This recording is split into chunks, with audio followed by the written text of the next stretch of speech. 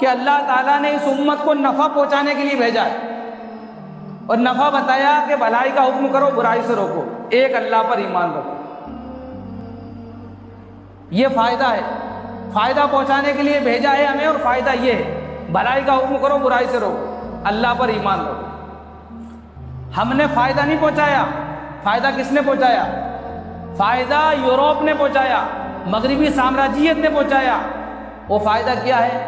ان کا فائدہ الگ ہے اور ہمارا فائدہ الگ ہے۔ مغرب نے جو فائدہ پوری دنیا کو پہنچایا وہ ٹیکنالوجی کا فائدہ ہے، موبائل دے دیے، کمپیوٹر دے دیے، نئے نئے جو ہے ایجادات رونما ہو گئی، طرح طرح کی چیزیں جو ہے ایجاد کر دی، یہ ساری چیزیں مغرب نے دی ہیں۔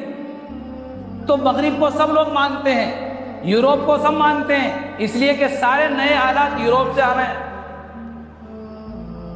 دنیاوی فائدہ مغربی ممالک والوں نے پہنچایا تو سب مان رہے ہیں۔ وہی مغرب جس نے دنیا کو ٹیکنالوجی کا فائدہ دیا، وہی مغرب آج نیند کو ترس رہا ہے، روحانی فائدہ تلاش کر رہا ہے۔ اس امت کے پاس تو وہ روحانی فائدہ ہے جو مغرب کو بھی دے سکتا ہے، لیکن افسوس ہے کہ عصبیت کی آگ میں ہم ایسے جلے کہ اس روحانی اور ایمانی فائدے سے ہم خود خالی ہیں۔ آج ہمارے نوجوانوں کو دین نہیں آ رہی ہے، اس لیے کہ ناجائز محبت ہو گئی۔ تو بھائیو، اس روحانی فائدہ، وہ ایمانی فائدہ ہم پوری دنیا کو دے سکتے ہیں۔ پوری دنیا جو ہے منتظر ہے اس روحانی فائدے کی۔ نیند کی گولیاں کھانے کے بعد بھی گوروں کو نیند نہیں آ رہی ہے، اس لیے یہاں سے جو جماعتیں جاتی ہیں وہاں جا کر محنت کرتی ہیں تو وہ ایک مرتبہ میں کئی لوگ جو ہے اسلام کے تلے آ رہے ہیں، اسلام کے جھنڈے تلے آ رہے ہیں، اسلام کو ایکسیپٹ کر رہے ہیں۔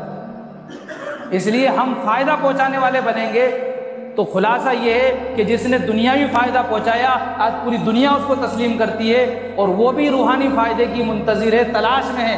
اگر ہم اس روحانی فائدے کو پوری دنیا تک پہنچا دیں تو پھر اللہ تعالیٰ وہ عزت، وہ شان و شوکت ہمیں بھی عطا کرے گا۔ اور کیوں نہ کرے گا؟ اس لیے کہ اللہ نے خود فرمایا ہے وَلَا تَهِنُوا وَلَا تَحْزَنُوا وَأَنْتُمُ الْأَعْلَوْنَ إِن كُنتُم مُّؤْمِنِينَ۔ ڈرو مت، گھبراؤ، غم اور ٹینشن میں مت رہو۔ اگر صحیح معنوں میں ایمان والے ہو، سب سے بلند تم ہی رہو گے، سب سے بلند اور سب سے اعلیٰ تم ہی رہو گے۔